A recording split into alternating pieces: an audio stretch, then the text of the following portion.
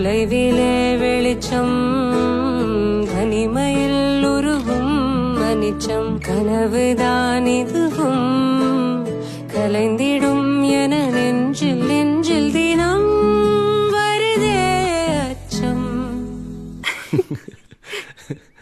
மேகதூதம் பாட வேண்டும் மேனி மீது சாரல் வேண்டும் காளிதாசன் காண வேண்டும் வானவில் வரும் வாழ்வில் மீண்டும்